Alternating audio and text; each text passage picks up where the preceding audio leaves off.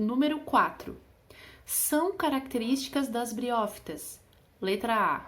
Fase gametofítica dominante, esporófito dependente do gametófito, fecundação dependente da água. Será que é isso? Com certeza, né? Pelo que a gente viu até agora, então, a fase que predomina na vida de uma briófita, de fato, é aquela que produz gameta. Lembram? Tapete verde. Então, a fase gametofítica é a fase dominante, não é o esporófito que domina, que permanece por mais tempo na vida. Esporófito depende do gametófito? Depende, porque ele está inserido em cima do gametófito. Lembram? Vamos retornar aqui, ó. Esporófito depende do gametófito. Por quê? Porque ele é criado aqui em cima. Quando aqui há a fecundação, esse pedacinho aqui ele não vai gerar um esporófito único e solitário. Isso aqui, pessoal, vamos colocar como sendo aqui em cima. É a partir daqui de cima que ele vai se formar, tá? Então, esporófito dependente do gametófito, sim.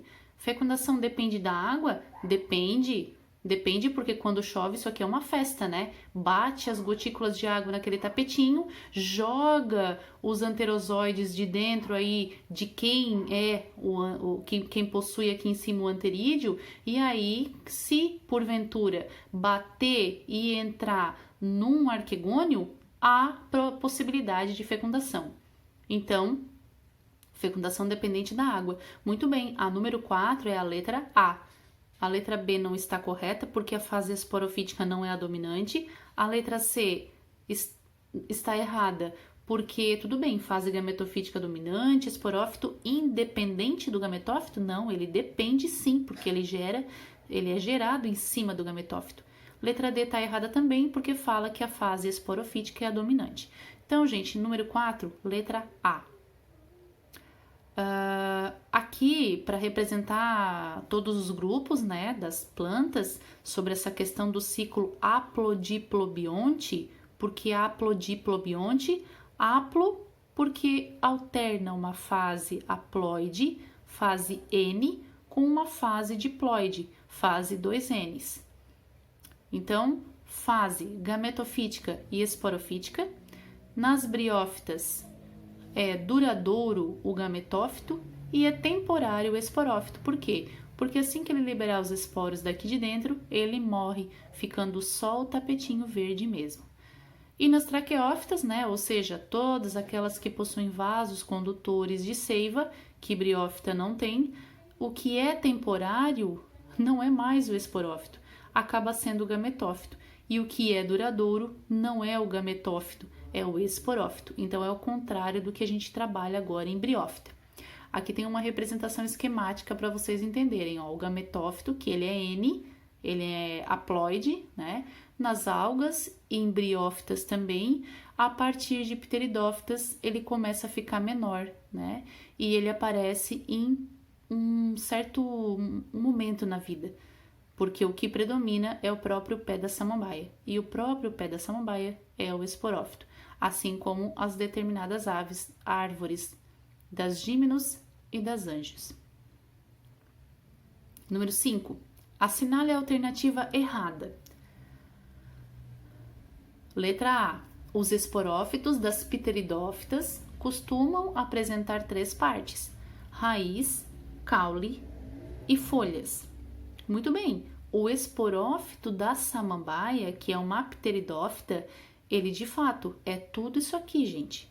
Porque o gametófito, que é aquela região que vai produzir gametas, ela se encontra, praticamente a gente não consegue enxergar a olho nu. Ela é uma estrutura muito pequenininha que fica lá nas raízes e que serve em um momento muito rápido da vidinha das pteridófitas para a produção dos gametas. Logo a fecundação e aí ocorre a produção do esporófito, que acaba de fato este sendo o que predomina na vida delas. Então, os esporófitos das pteridófitas, que é o próprio pé da samambaia, realmente ele vai estar aí sendo representado por raízes verdadeiras, porque agora já tem vasos condutores de seiva, caule e folhas. No caso, essa aqui, a gente é uma folha inteira, e cada pedacinho desse é um folíolo. mas a folha, ela se caracteriza como sendo essa parte toda aqui, tá? Letra B.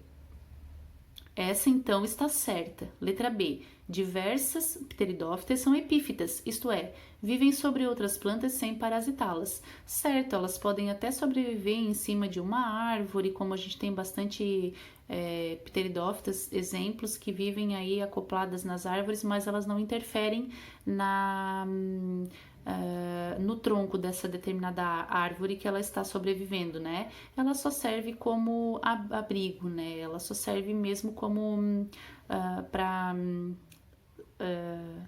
se agarrar, digamos assim. Letra C.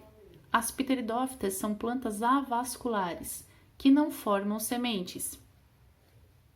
Será?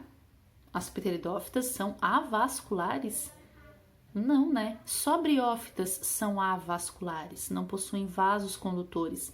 A partir de pteridófitas, todas têm vasos condutores, por isso que elas conseguem atingir alturas maiores. Então, a letra C está errada. Então, a correta da número 5 é a letra C.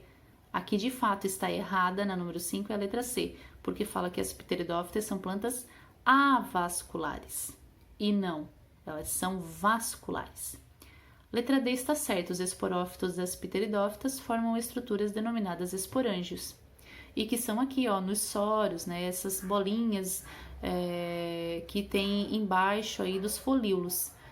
Quando a pteridófita está na sua fase reprodutiva, ela acaba gerando aí essas regiões produtoras dos esporos, que são os soros. Número 6. Considere as seguintes características.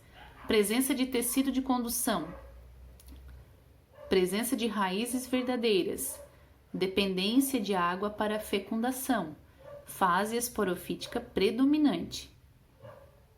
Uma briófita e uma pteridófita apresentam em comum apenas o quê? O que tem em comum?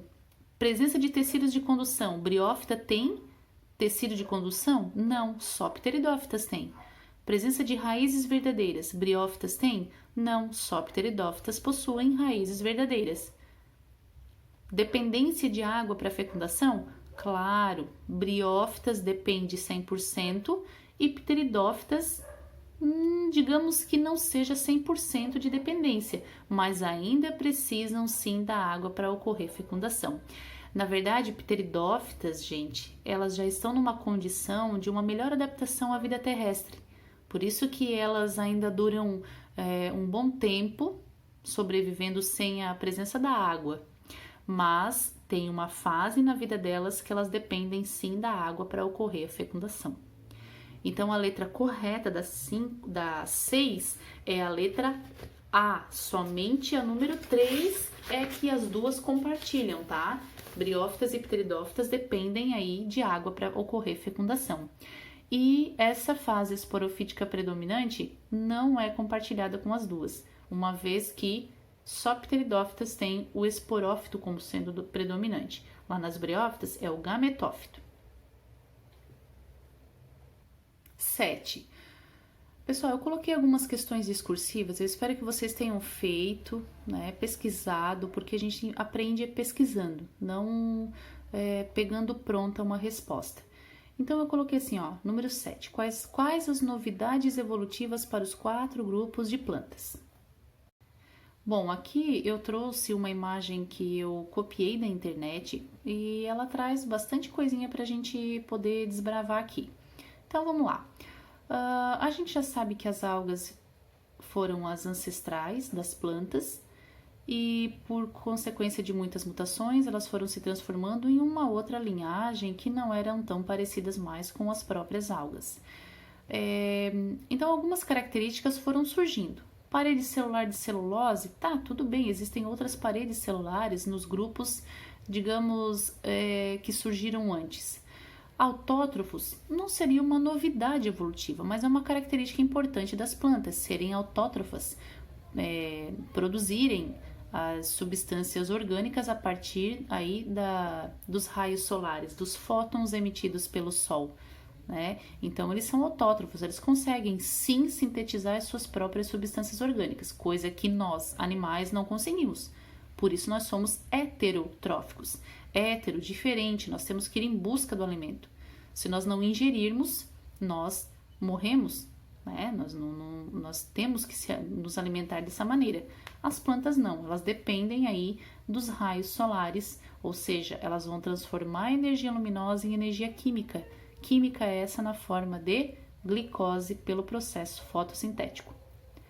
São pluricelulares, são eucariontes, possuem carioteca, aquela membrana que protege o material genético. Tudo bem, mas a grande novidade evolutiva que surgiu de fato para briófitas, ou seja, para o reino como um todo, foi de fato aí a possibilidade de ter o desenvolvimento a partir de um embrião que vai se alimentar da planta mãe, que isso até então não se tinha.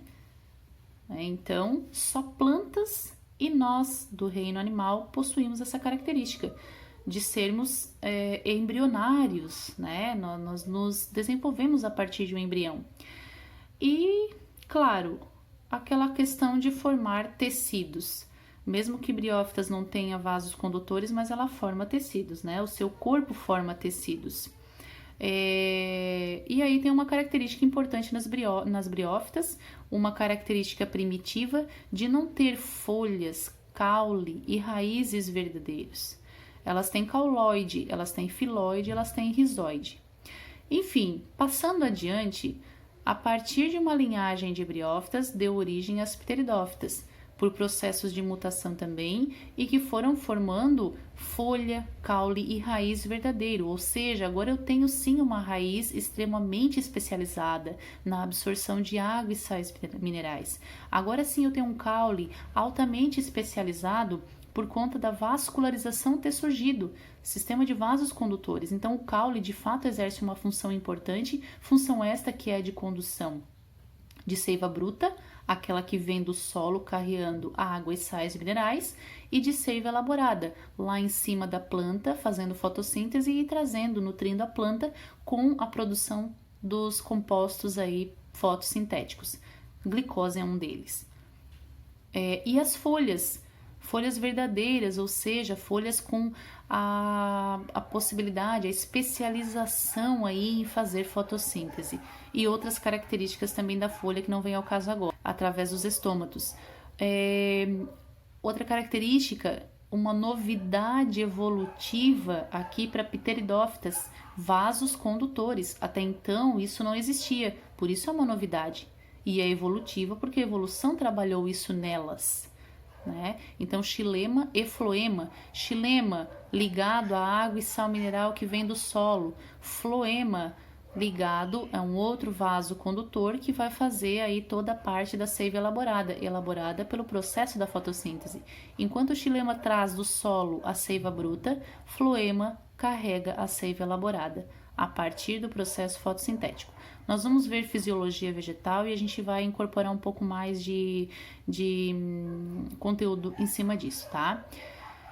De pteridófitas para gímenos, gimnospermas, angiospermas, são as plantas superiores, as fanerógamas, aquelas que têm a estrutura produtora de gametas evidente. Aqui não, aqui tá muito, né, cripto, tá muito pequenininha, quase não se percebe, mas as gimnospermas e as angios, as verdadeiras árvores, se encontram nestes dois aqui, grandes grupos. Então, várias novidades evolutivas surgiram para eles. No entanto, que meio que se separam, né? Plantas inferiores, plantas superiores. Não inferior no sentido de não fazer... não tem importância, tá? É em um outro sentido essa inferioridade, é por conta de não ter certas características evolutivas aí. Então, uma das características evolutivas, uma novidade, é a independência da água para a reprodução. Ou seja, se eu tenho um pé de pinheiro, ele não vai necessitar de água para se reproduzir, uma vez que ele tem agora, trabalhado pelo processo evolutivo, características que fazem com que ele seja muito bem adaptado à vida terrestre. Nós vamos ver quando a gente estudar angiospermas e gímenos semana que vem. Tubo polínico foi uma extrema adaptação aí à vida terrestre. Sementes, produção de sementes também. Então, eu tenho aí com isso gimnospermas. Sementes, tubo polínico, independência da água, tudo isso surgiu para gímenos, mas continuou em angiospermas. Angiospermas, quais as novidades evolutivas, as grandes novidades evolutivas para as angios? Presença de flores e, consequentemente, fruto. Das flores formam-se os frutos. Só angiospermas têm essas características, novidades que surgiram somente para este grupo.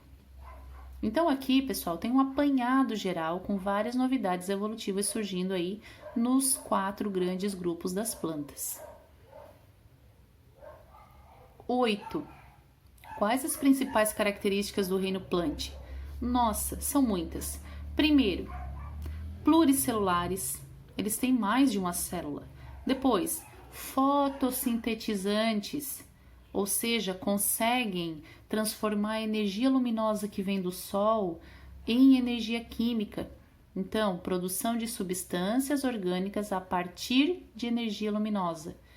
E substâncias inorgânicas, por que não dizer isso? Uma vez que eles, através das raízes, as plantas, os vegetais, eles coletam, né, água e sais e minerais, que são substâncias inorgânicas, e em conjunto lá com os fótons provenientes do sol, mais o CO2 agregado às folhas, eles, claro, vão fazer fotossíntese, através aí do cloroplasto, que possui a clorofila A. Pessoal, muitas são as características das plantas, tá? Espero que vocês tenham elencado várias aí.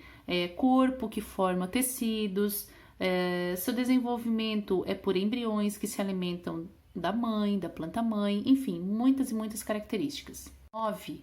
Por que algas não são consideradas plantas? Explique. Aqui eu tenho algumas imagens de algas.